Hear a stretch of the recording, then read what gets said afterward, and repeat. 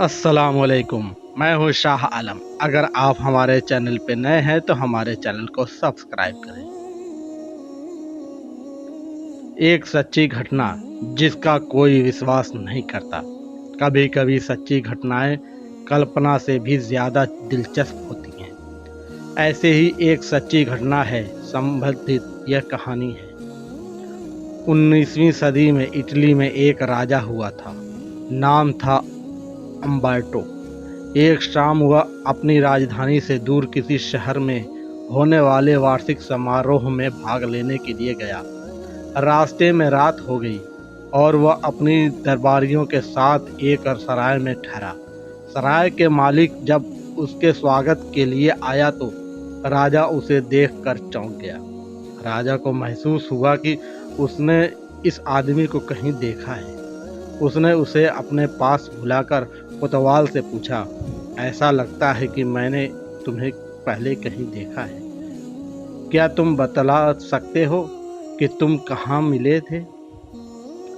उसने आदरपूर्ण उत्तर दिया कि यदि आप मुझे क्षमा कर दें तो मैं कहूँगा कि आपने मुझे आईने में देखा होगा। राजा ने कहा, क्या मतलब?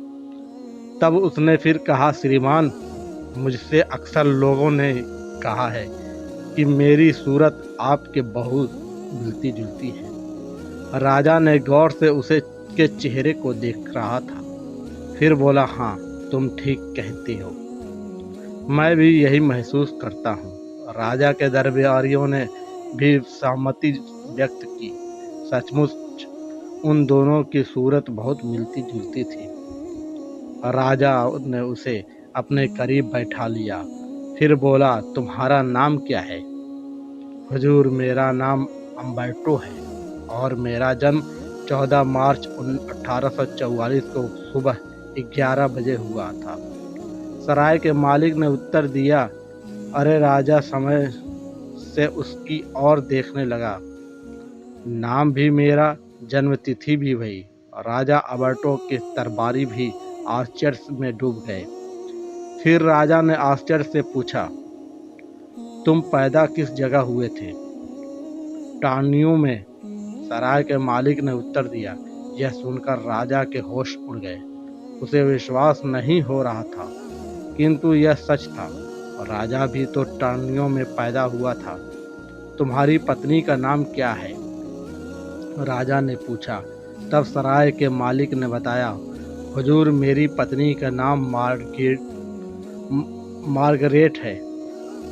उससे मेरी शादी 2 अप्रैल 1866 को हुई थी। तुम सच कह रहे हो? राजा ने और आश्चर्यचकित होते हुए पूछा। जी हाँ हुजूर। फिर राजा ने कहा, कमाल है, मेरी भी शादी इसी दिन हुई थी और मेरी पत्नी का नाम भी मार्गरेट है। राजा के साथ उसके दरबारी भी स्तंभ थे। इस संयोग पर इस बार प्रधानमंत्री ने उस आदमी से सवाल किया, तुम्हारे कितने बच्चे हैं मिस्टर अम्बर्टो? तब उसने कहा, मेरा एक ही लड़का है। उसका नाम विक्टर एम्मानुएल रखा है। सराय के मालिक का यह उत्तर सुनकर राजा अम्बर्टो घबरा गया, इसलिए कि उसका भी एक ही लड़का था और उसका नाम भी विक्टर एम्मानुएल था। अद्भुत संयोग है, प्रधानमंत्री के मुंह से निकला। फिर राजा ने पूछा, आश्चर्य है कि मैं तुमसे पहले कभी नहीं मिला। तुम इस सराय को कब से चला रहे हो? सराय के मालिक ने बताया, श्रीमान, मैंने यह काम 9 जनवरी 1986 को शुरू किया था और ठीक उसी दिन मैं इटली का बादशाह बना। आश्चर्य, महा आश्चर्य। और यह बात भी कम आश्चर्यजनक नहीं है कि इससे पहले हम कभी नहीं मिले। राजा ने कहा। तब सराय का मालिक ने नर्म स्वर में बोला, नहीं श्रीमान, हम इससे पहले भी मिल चुके हैं। कब? राजा अम्बर्टो ने आश्चर्य से पूछा। तब सराय के मालिक ने बताया, एक बार 1868 में, दूसरी बार 1870 में और दोनों ही बार हम दोनों को ही वीरता के पदक मिले थे। सराय के मालिक अम्बर्टो ने राजा अम्बर्टो को अपने वे दोनों पदक भी दिखाए, जिसे देखते ही राजा अम्बर्टो बोल पड़ा, ऐसे ही पदक मुझे भी मिले थे। फिर राजा अम्बर्टो और सराय के मालिक अम्बर्टो में और भी काफ़ी बातें हुई और राजा अम्बर्टो ने उसे शहर में होने वाले वार्षिक समारोह में शामिल होने का निमंत्रण देकर वहां से चला गया। चलते समय राजा अम्बर्टो ने अपने प्रधानमंत्री से कहा, देखो, मैंने अपने इस हमनाम को, अपने इस हमशक्ल को विशेष इनाम देने का फैसला किया है। इसलिए ध्यान रखना कि कल समारोह में इससे सम्मानपूर्वक मेरे पास लाया जाए। दूसरे दिन समारोह शुरू हुआ तो राजा अम्बर्टो ने अपने प्रधानमंत्री से सराय के मालिक के बारे में पूछा। प्रधानमंत्री ने अपने नौकरों को उसे ढूंढने के लिए भेजा, किंतु वह कहीं दिखाई नहीं पड़ा। राजा बहुत देर तक उसकी प्रतीक्षा करता रहा, किंतु वह जब फिर भी न आया तो राजा अम्बर्टो ने उसे तलाश करने का आदेश दिया।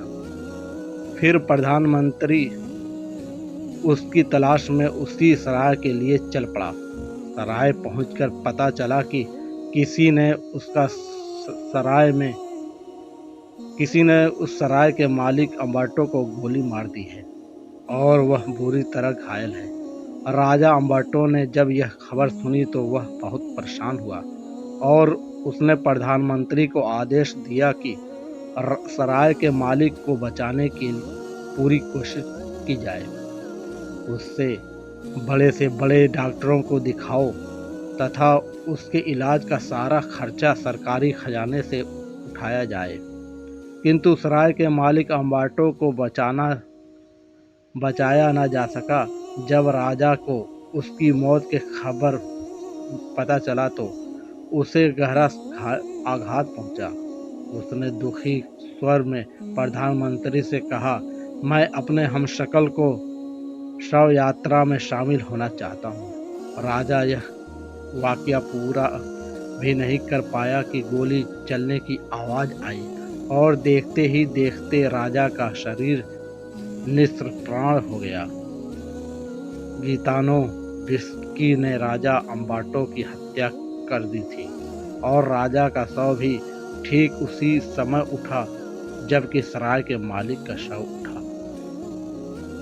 दोस्तों, अगर हमारा ये वीडियो आपको पसंद आया, हमारे चैनल को सब्सक्राइब करें ताकि आने वाला हर वीडियो आपको तक पहुँचे।